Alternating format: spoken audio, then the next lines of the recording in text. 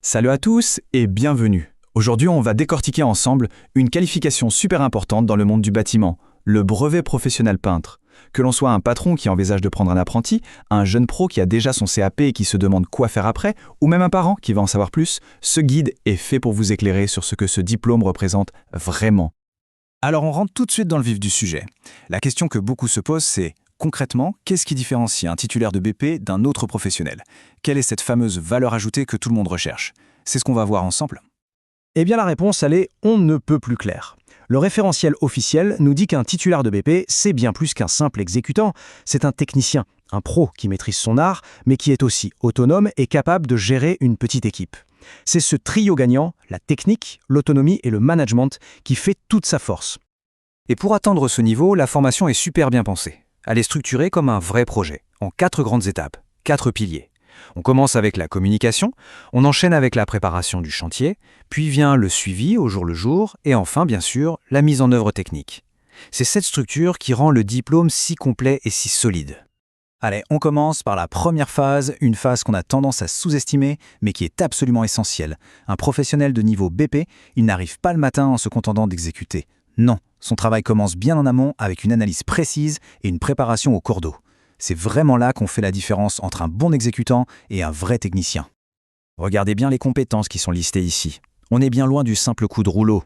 Le titulaire du BP doit savoir lire un dossier technique, parfois complexe, comme un CCTP, le fameux cahier des clauses techniques particulières. Il doit être capable de diagnostiquer un mur pour choisir le produit parfait et même de vérifier les quantités. C'est un vrai travail de réflexion et d'anticipation. Prenons un exemple très concret. La tâche T1.4, conseiller le client. Là, le peintre change complètement de casquette. Il n'est plus juste un artisan, il devient un consultant.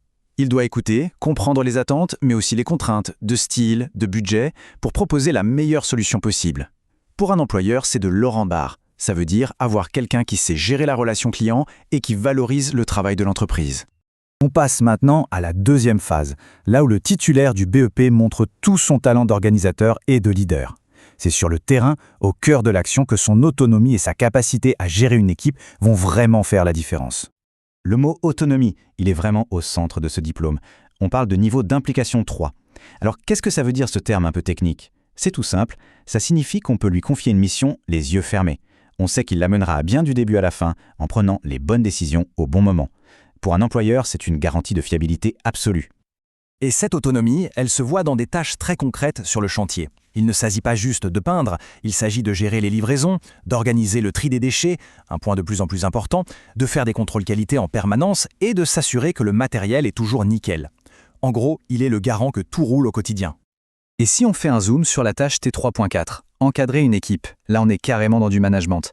Il doit savoir donner des consignes claires, veiller à la sécurité de tout le monde, contrôler la qualité du travail et s'assurer qu'on tient les délais.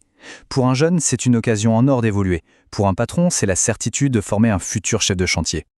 Bien sûr, toute cette organisation ne voudrait pas grand-chose sans une technique irréprochable. La troisième phase, c'est le cœur du réacteur, la mise en œuvre. Et là, attention, on ne parle pas des bases du CAP, on passe à la vitesse supérieure avec une maîtrise technique de pointe digne d'un pro expérimenté. Premier gros domaine, le ravalement de façade. On est sur des chantiers en extérieur, sur de grandes surfaces. Ça demande une connaissance parfaite des produits, des pathologies des murs et, bien évidemment, des règles de sécurité quand on travaille en hauteur. Ensuite, une compétence ultra recherchée sur le marché, l'isolation thermique par l'extérieur, l'IT. C'est simple, avec la rénovation énergétique, c'est un secteur en pleine explosion. Maîtriser l'IT, c'est s'assurer un avenir professionnel. Le diplôme a aussi une dimension plus artistique, plus créative. L'application de produits à effet décoratif, comme les enduits à la chaux, les stucs, demande un vrai savoir-faire, une sensibilité qui permet de créer des finitions haut de gamme, uniques. Et enfin, sa polyvalence s'exprime aussi dans sa capacité à poser toutes sortes de revêtements, des papiers peints complexes, des toiles de verre et même des revêtements de sol. Le peintre n'est pas juste un peintre, c'est un vrai spécialiste de la finition. Et pour pouvoir faire tous ces travaux, la sécurité, ce n'est pas une option. La tâche T4.2 est capitale. Elle certifie que le pro est compétent pour gérer le travail en hauteur. Il sait monter, vérifier et utiliser un échafaudage en respectant les normes à la lettre. Pour un chef d'entreprise, c'est l'assurance d'un chantier mené en toute sécurité. Bon, maintenant qu'on a vu tout ça, on peut rassembler les morceaux du puzzle. Au final, qu'est-ce que ce diplôme garantit vraiment à l'entreprise, aux jeunes et à sa famille? Ce qui est super important de comprendre, c'est que toutes ces compétences sont validées de manière très rigoureuse. Le diplôme, ce n'est pas juste un morceau de papier. L'évaluation se fait via des épreuves pratiques et théoriques qui vérifient point par point la maîtrise des 4 activités et l'atteinte de ce fameux niveau 3 d'autonomie. C'est un diplôme d'État, reconnu par toute la profession. C'est un gage de qualité. Donc, si on doit résumer, c'est très simple. Pour l'employeur, c'est un investissement sur l'avenir. On forme un collaborateur clé, capable de prendre des chantiers en main. Pour l'apprenti, c'est une voie royale vers plus de responsabilités et une meilleure carrière. Et pour les parents, c'est la certitude de voir leur enfant s'engager dans une formation solide qui mène à un métier d'avenir qualifié et respecté. Le référentiel officiel se termine sur une phrase qui dit tout. Un titulaire de BP peintre, par la qualité de son travail et son professionnalisme, ne fait pas que réaliser un chantier.